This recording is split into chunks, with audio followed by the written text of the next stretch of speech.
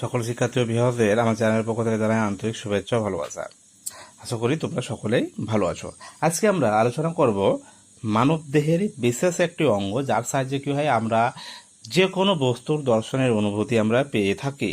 তো সেই বিশেষ অঙ্গ কি আমাদের চোখ। তো আমাদের চোখ সেটা কি প্রায় গোলাকার এবং যাকে কি বলা হয়ে থাকে অক্ষিগোলক বলা হয়ে থাকে।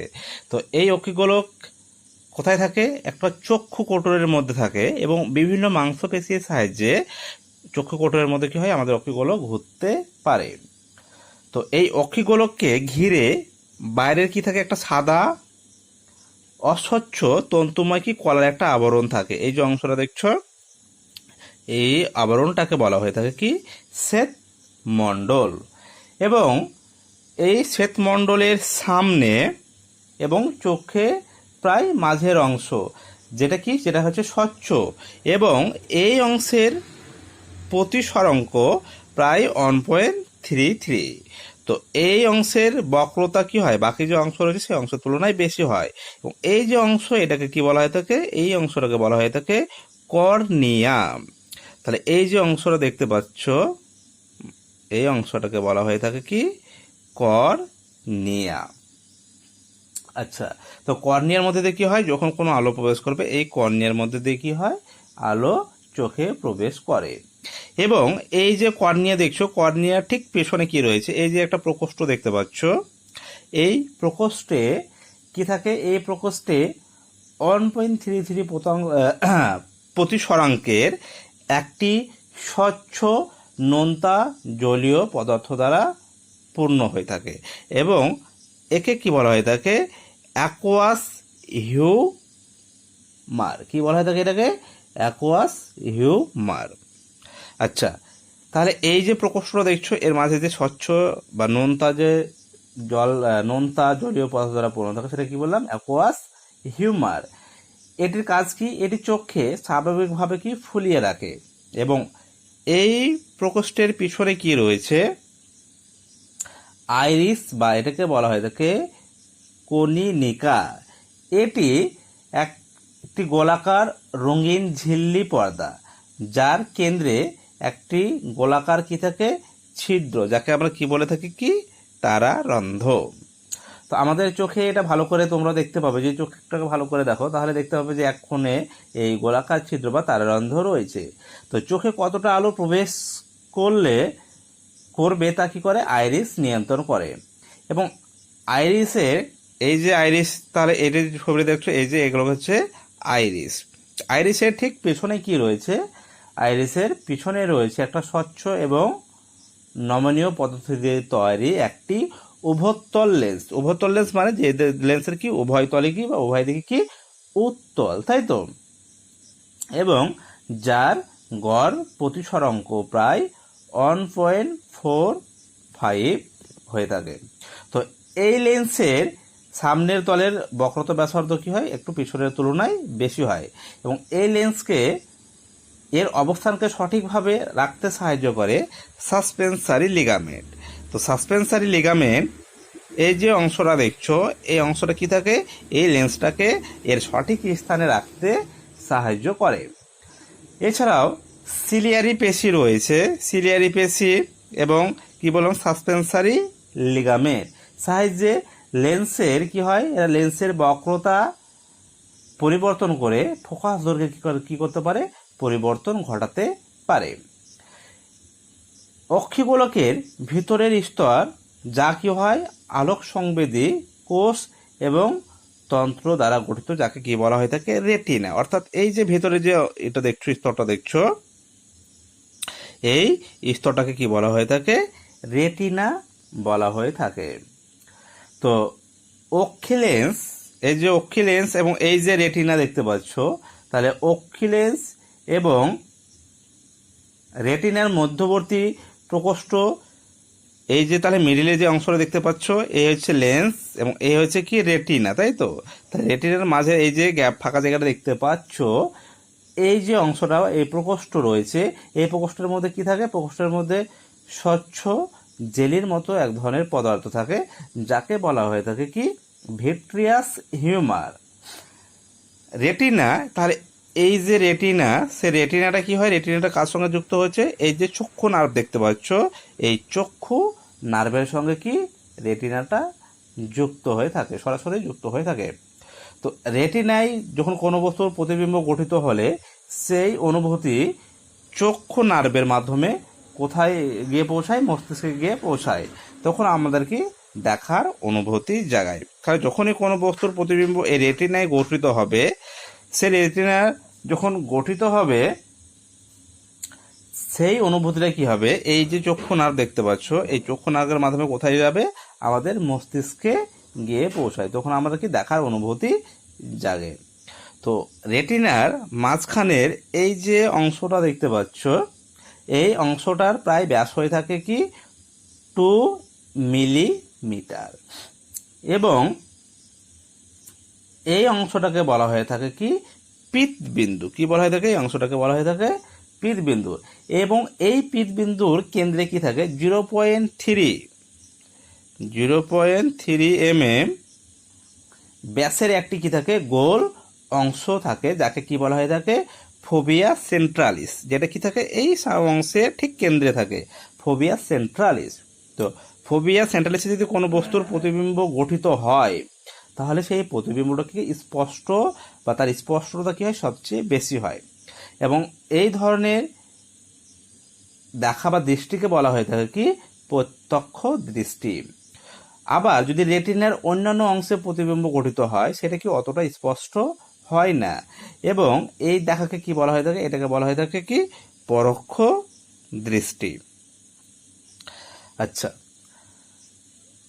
চক্ষু নার্ভগুলো রেটিনার যে অংশে যুক্ত, সেখানে প্রতিবিম্ব যদি গঠিত হয়, অর্থাৎ এই যে চক্ষু নার্ভ দেখছো, এই অংশে কি রেটিনার সঙ্গে যুক্ত হয়েছে, তো এই অংশে যদি প্রতিবিম্ব গঠিত হয়, সেটা কিন্তু আমাদের কোনো দর্শনের অনুভূতি সৃষ্টি করে না। তো এই বিন্দুটাকে বলা হয়ে থাকে কি, এটাকে বলা হয়ে থাকে অন্ধ বিন্দু বা ব্লাইন্ড স্পট বলা হয়ে থাকে। আচ্ছা, এবার একটু দেখবো যে চোখে প্রতিবিম্ব গঠন হয় কি করে। এতক্ষণ কি আমরা চোখের বিভিন্ন পার্টগুলো সম্পর্কে জানলাম। তো আমরা যখন কোনো বস্তু দেখি, ধরো এই যে বস্তুটা রয়েছে, যখন আমরা এই ধরনের কোনো একটা বস্তুকে দেখি, তখন বস্তু থেকে আগত আলোক রশ্মি কর্নিয়া, অ্যাকুয়াস হিউমার হয়ে চক্ষু লেন্সের উপর আপতিত হয়। তাহলে এই যে কি রয়েছে এখানে, কর্নিয়া রয়েছে, অ্যাকুয়াস হিউমার রয়েছে, সেটাকে ভেদ করে কোথায় গিয়ে প্রবেশ করে, অক্ষি লেন্সে গিয়ে প্রবেশ করে, তাই তো। এবং চক্ষুর যে লেন্স আছে তার উপর কি হয়, আপতিত হয়, এবং আপতিত হলে কি হবে, এখানে এরপর কি হবে, আলোক রশ্মির প্রতিসরণ হবে। তো চক্ষু লেন্সের প্রতিসরণের পর ভিট্রিয়াস হিউমার, অর্থাৎ এই যে অংশটা দেখতে পাচ্ছ, এটা কি হচ্ছে ভিট্রাস হিউমার, এই ভিট্রাস হিউমারের মধ্যে দিয়ে আলোক রশ্মি কোথায় গিয়ে পড়ে, রেটিনায় গিয়ে পড়ে, এবং রেটিনার উপর কি হয়, বস্তুর সৎ এবং অবশিষ্ট প্রতিবিম্ব গঠিত হয়। তাহলে এই যে দেখতে পাচ্ছ এখানে, ধরো এটা একটা বস্তু, তো এই বস্তু থেকে যখন আলোক রশ্মিগুলো এইভাবে কি হবে, লেন্সে গিয়ে আপতিত হবে, প্রতিসরণের পর কি হবে, এইখানে এসে রেটিনায় আপতিত হবে, ঠিক এইভাবে কি হবে, বস্তুগুলো আপতিত হবে। তাহলে যখন এই বস্তুটার প্রতিবিম্ব রেটিনায় গঠিত হবে, সেটা কি হবে, সেই প্রতিবিম্বটা কি হবে, সৎ হবে, এবং কি হবে, অবশীর্ষ হবে। তো যখন কি হয়, রেটিনায় কি থাকে, আলোক সংবেদী রড কোষ এবং কোন কোষ থাকে। তো এই কোষগুলো যখন কি হয়, আলোক রশ্মি এই রেটিনার উপর গিয়ে পড়ে, তখন সেগুলো উদ্দীপিত হয়। তখন এই উদ্দীপনা কি করে, তারা চক্ষু নার্ভের মাধ্যমে কোথায় গিয়ে পৌঁছায়, আমাদের যে গুরু মস্তিষ্ক রয়েছে, সেই গুরু মস্তিষ্কের দর্শন কেন্দ্রে পৌঁছায়, এবং এখানে প্রতিবিম্বটি তৈরি হয়, সেটা উল্টো হলেও মস্তিষ্কের বিশেষ প্রক্রিয়া কি করে, মস্তিষ্কের বিশেষ প্রক্রিয়া বস্তুটাকে কি সোজাভাবে দেখতে সাহায্য করে। তো এ হচ্ছে আমাদের যে চক্ষু রয়েছে, সেই চক্ষুর সাহায্যে কি হয়, আমরা প্রতিবিম্ব কিভাবে গঠিত হয় এবং কিভাবে আমরা কোনো বস্তুকে দেখতে পাই, সেটা আমরা দেখলাম। এবার আমরা যেটা জানবো সেটা হচ্ছে যে মানব চোখের দৃষ্টি সমস্যা ও তার প্রতিকার।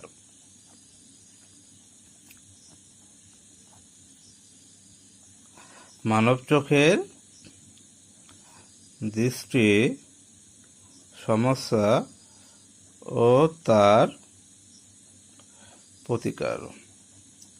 আচ্ছা, তো আমরা এর আগের ক্লাসগুলোতে কি আমরা লেন্স জেনে এসেছি, সেখানে উত্তর লেন্সের সাহায্যে কি করে বস্তুর প্রতিবিম্ব গঠিত হয় সেটা আমরা দেখেছিলাম, তাই তো? উত্তর লেন্সের ক্ষেত্রে যদি ফোকাস দূরত্বের চেয়ে আমরা কি করি, বেশি দূরত্বে কোনো বস্তুকে রাখি, তাহলে কি হবে, সেই বস্তুর একটা সদ্বিমুখী লেন্সের অপর পার্শ্বে কি হয়, গঠিত হয়।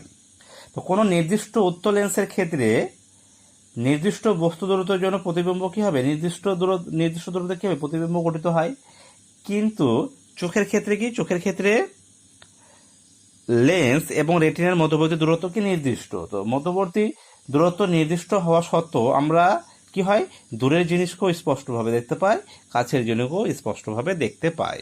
তাহলে এটা কিভাবে সম্ভব? যদি লেন্স এবং রেটিনার মধ্যবর্তী দূরত্ব নির্দিষ্ট হয়ে থাকে, তাহলে তো যে কোনো আমরা একটা নির্দিষ্ট দূরত্বের বস্তুকেই দেখতে পাওয়ার কথা, কিন্তু আমরা কি কাছের বস্তুকেও দেখতে পাই স্পষ্টভাবে, একইভাবে দূরের বস্তুকেও আমরা স্পষ্টভাবে দেখতে পাই।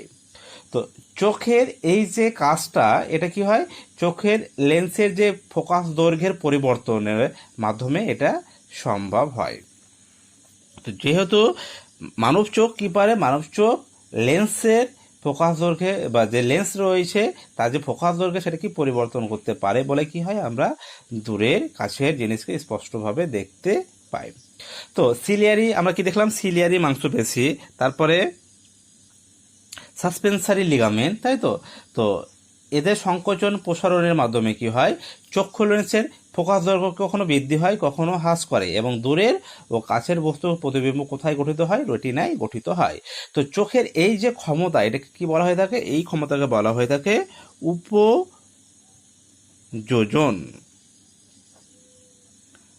চোখের এই বিশেষ ক্ষমতাটাকে কি বলা হয়ে থাকে, কি উপযোজন। তো উপযোজন যদি প্রয়োগ না করে, তাহলে চোখ থেকে সর্বাপেক্ষা দূরের যে বিন্দুতে একটি বস্তুকে স্পষ্টভাবে দেখতে পায় তাকে ওই চোখের কি বলা হয়ে থাকে, বা তাকে চোখের কি বলা হয়ে থাকে, কি দূরবিন্দু বা ফার পয়েন্ট। তাহলে কি বললাম, যে উপযোজন প্রয়োগ না করে চোখ থেকে সর্বাপেক্ষা দূরে যে বিন্দুতে একটি বস্তুকে স্পষ্টভাবে দেখতে পায় তাকে চোখের কি বলা হয়ে থাকে, দূরবিন্দু। সুস্থ চোখের ক্ষেত্রে দূরবিন্দু অসীমে গঠিত হয়, তবে কাছে যদি আমরা জিনিস দেখতে যাই তাহলে কি সেখানে উপযোজন প্রয়োগ করতে হয়। যদি আমরা একটি বস্তুকে চোখের খুবই কাছে নিয়ে আসি তাহলে কি হয়, আমাদের বস্তুটাকে স্পষ্টভাবে দেখতে অসুবিধা হয়, বা সেটাকে স্পষ্ট দেখতে আমরা পাই না একেবারে যদি আমরা চোখের কাছে নিয়ে আসি। তো এইটা কেন হয়, এর কারণ হচ্ছে যে সর্বোচ্চ উপযোজন প্রয়োগ করেও একটি নির্দিষ্ট দূরত্বের কম দূরত্বের বস্তুকে আমরা দেখতে পাই না। উপযোজন প্রয়োগ করে চোখ সর্বাপেক্ষা নিকটতম যে বিন্দু পর্যন্ত একটি বস্তুকে স্পষ্টভাবে দেখতে পায় তাকে চোখের নিকট বিন্দু বা নিয়ার পয়েন্ট বলা হয়ে থাকে। তারপর উপযোজন প্রয়োগ করে একটি চোখ একেবারে সব চোখের সবচেয়ে কাছের একেবারে নিকটতম যে বিন্দুতে কি হয়, বস্তু স্পষ্টভাবে দেখতে পায় সেই বিন্দুকে কি বলা হয়ে থাকে, কি চোখের নিকট বিন্দু। তো সুস্থ চোখের ক্ষেত্রে নিকট বিন্দুর দূরত্ব কত হয়, সুস্থ চোখের ক্ষেত্রে নিকট বিন্দুর দূরত্ব হয় প্রায় 25 সেন্টিমিটার। তো চোখের নিকট বিন্দু থেকে দূরবিন্দু পর্যন্ত এই যে গ্যাপ বা এই যে ডিস্টেন্স দূরত্ব, এটাকে কি বলা হয়ে থাকে, দৃষ্টি পাল্লা বলা হয়ে থাকে। তো একটা সুস্থ চোখের ক্ষেত্রে দৃষ্টি পাল্লা 25 সেন্টিমিটার থেকে কি হয়, অসীম পর্যন্ত হয়। এই দৃষ্টিপালার মধ্যে কোনো বস্তু থাকলে চোখ কি করে, রেটিনায় তার প্রতিবিম্ব গঠন করে এবং আমরা কি পাই, দেখতে পাই। যদি কোনো কারণে এই দৃষ্টিপাল্লা কমে যায় তাহলে যখন চোখে কি সৃষ্টি হয়, ত্রুটির সৃষ্টি হয়। তো চোখের ত্রুটি দু ধরনের হয়ে থাকে, একটাকে বলা হচ্ছে দীর্ঘ দৃষ্টিজনিত ত্রুটি, আর একটাকে বলা হয়ে থাকে হর্ষ দৃষ্টিজনিত ত্রুটি। যেটা দীর্ঘ দৃষ্টিজনিত ত্রুটি সেটাকে বলা হয়ে থাকে কি হাইপার মেট্রোপিয়া, এবং যেটা হর্ষ দৃষ্টিজনিত ত্রুটি সেটাকে বলা হয়ে থাকে কি মায়োপিয়া। তো এই দীর্ঘ দৃষ্টিজনিত ত্রুটি কি এবং হর্ষ দৃষ্টিজনিত ত্রুটি কি সেটা এবার একটু আমরা জেনে নিই। প্রথমে আমরা জানব দীর্ঘ দৃষ্টিজনিত ত্রুটি। আচ্ছা, তো যদি কি হয়, যদি চোখ দূরের জিনিসকে স্পষ্ট দেখতে পাচ্ছে কিন্তু কাছের জিনিসকে স্পষ্ট দেখতে পায় না, তখন যে ধরনের ত্রুটি সৃষ্টি হয় তাকে বলা হয় যে দীর্ঘ দৃষ্টিজনিত ত্রুটি। তো কোনো ব্যক্তির চোখের নিকটবর্তী যদি দূরে সরে যায় তাহলে এমনটা হয়, অক্ষিগোলকের আকার যদি স্বাভাবিকের তুলনায় কি হয় ছোট হয়ে যায়, বা চোখের যে লেন্স রয়েছে তার যদি ফোকাস দৈর্ঘ্য বেড়ে যায়, তখন দীর্ঘ দৃষ্টিজনিত ত্রুটির সৃষ্টি হয়। তো এটা বোঝার জন্য আমরা একটা ছবি এঁকে তাহলেই বুঝতে পারবো যে দীর্ঘ দৃষ্টিজনিত ত্রুটিটা কি।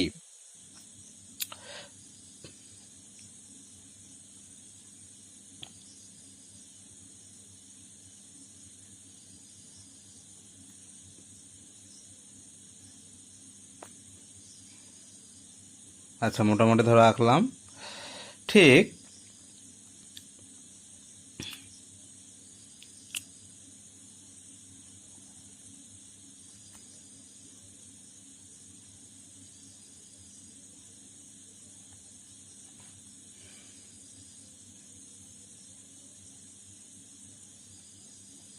আচ্ছা,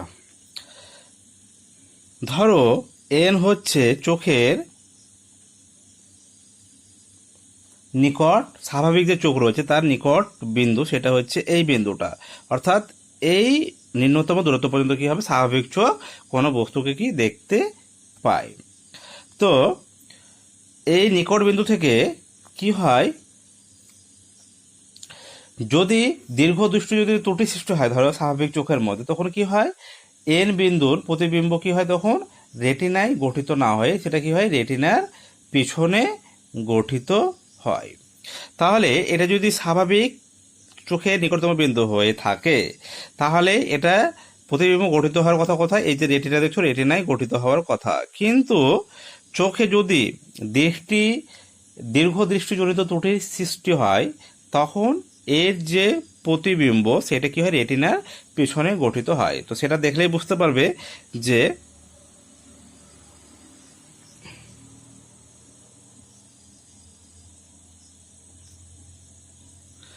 এই আলোক রশ্মি কি হবে, এরা কোথায় গিয়ে মিলিত হবে রেটিনার পিছনে গিয়ে কি হবে মিলিত হবে।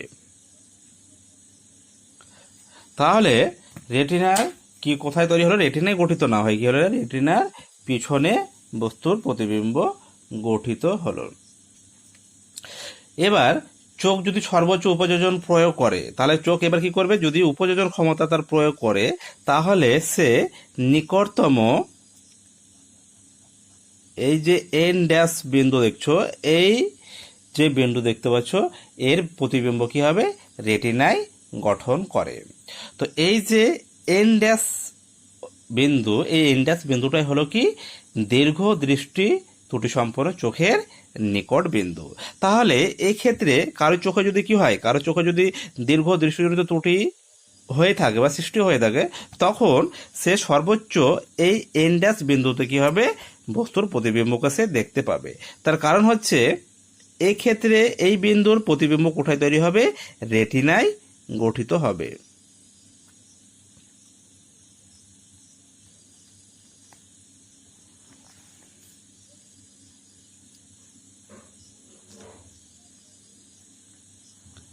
তাহলে চোখ যদি সর্বোচ্চ তার উপযোজন ক্ষমতা প্রয়োগ করতে পারে তাহলে কি হবে এই এন ড্যাশ বিন্দুর প্রতিবিম্বকে কোথায় পারবে সে রেটিনায় গঠন করাতে পারে। তাহলে কি হবে এটাই হয়ে যাবে তখন কি দীর্ঘ দৃষ্টিজনিত চোখের নিকট বিন্দু। তাহলে এই যে সমস্যা তৈরি হচ্ছে দীর্ঘ দৃষ্টিজনিত ত্রুটি, তাহলে এই সমস্যাকে কিভাবে দূর করা যায়। আচ্ছা, প্রথমে আমরা দেখে নিই এন ড্যাশ বিন্দুর প্রতিবিম্বটা কোথায় তৈরি হচ্ছে। তাহলে এইভাবে ঠিক কোথায় তৈরি হবে, ঠিক রেটিনায় গিয়ে তৈরি হবে। এইভাবে কি হলো রেটিনায় গিয়ে প্রতিবিম্ব গঠিত হয়। তো এই যে ত্রুটি তৈরি হয়েছে এই ত্রুটিকে আমরা কি করে প্রতিকার করব, তো একে প্রতিকার করার জন্য কি ব্যবহার করতে হবে উপযুক্ত ফোকাস দৈর্ঘ্যের কি ব্যবহার করতে হবে উত্তল লেন্স যুক্ত চশমা। তাহলে আমরা যদি উপযুক্ত উত্তর লেন্স ফোকাস দৈর্ঘ্য উত্তর লেন্স যুক্ত চশমা ব্যবহার করি তাহলে কি এই ত্রুটিকে খুব সহজেই দূর করা যায়। তো কি করে দূর করা যায় এটা দেখো, তাহলে বুঝতে পারবে।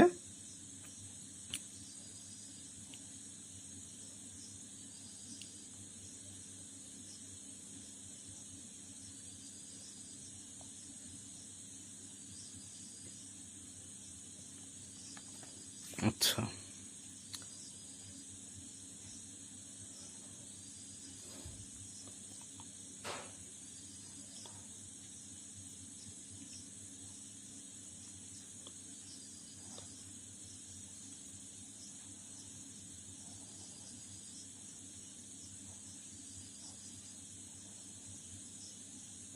এই হচ্ছে সেই উত্তর লেন্স, যেটাকে কি করবো আমরা চোখে চশমায় কি করা হবে, ব্যবহার করা হবে। যখনই এই উত্তর লেন্স ব্যবহার করা হবে তখন এই যে এন বিন্দু, এই এন বিন্দুর যদি আমরা উত্তর লেন্স ব্যবহার করি তাহলে যে এন বিন্দুর প্রতিবিম্ব কি রেটিনার পিছনে গঠিত হচ্ছিল, এখন যদি আমরা উত্তর লেন্স ব্যবহার করি তাহলে কি হবে, এই প্রতিবিম্ব কোথায় তৈরি হবে, রেটিনায় গঠিত হবে। কি করে গঠিত হবে দেখো।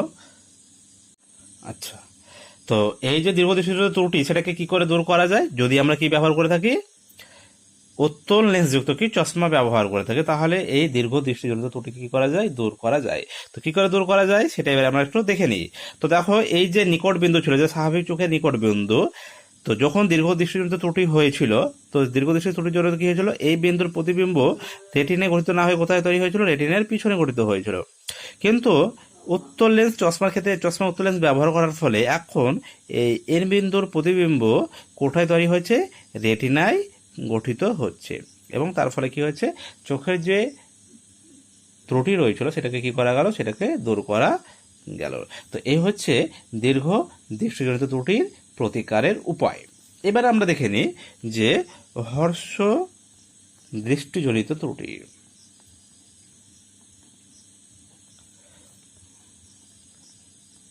আচ্ছা, তো এই ত্রুটি কি বা কি রকম, যদি কি হয় চোখ কাছের জিনিসকে স্পষ্ট দেখতে পায় কিন্তু দূরবিন্দু অসীমের পরিবর্তে কি হয়, চোখের কাছে সরে আসে, তখন আমরা কি দূরের জিনিসকে স্পষ্ট দেখতে পাই না।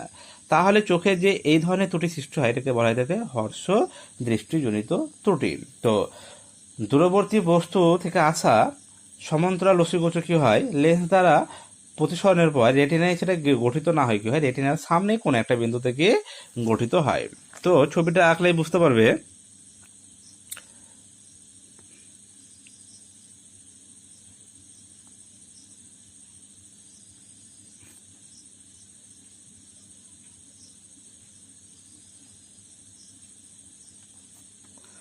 আচ্ছা, তো এই হচ্ছে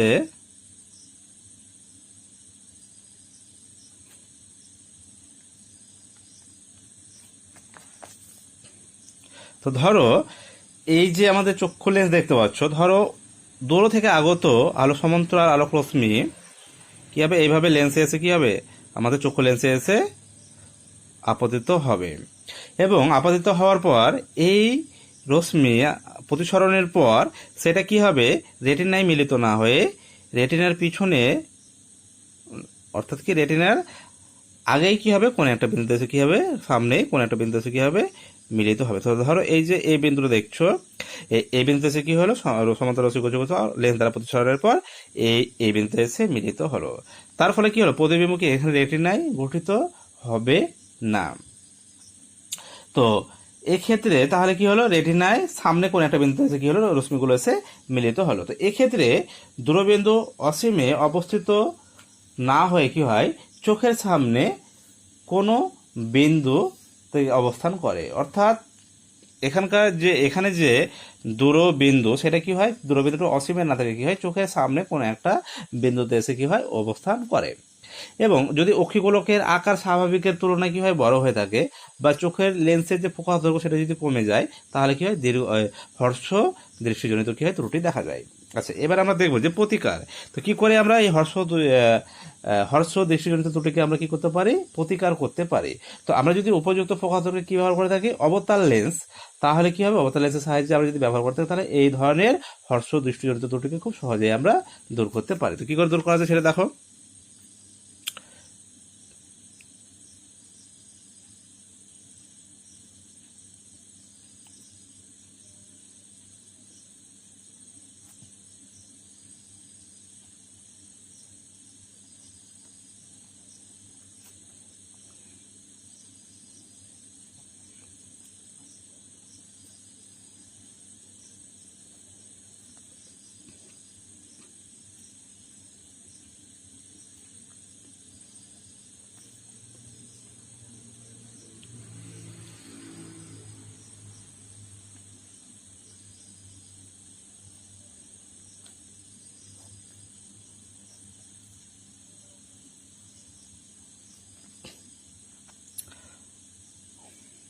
আচ্ছা, তো এভাবে ধরো সমান্তরাল রশ্মিগুচ্ছ লেন্সে, অবতল লেন্সে কি হলো, আপতিত হলো। অবশ্যই আপতিত হওয়ার প্রতিসরণের পর কি হবে, প্রতিসরণের পর এইভাবে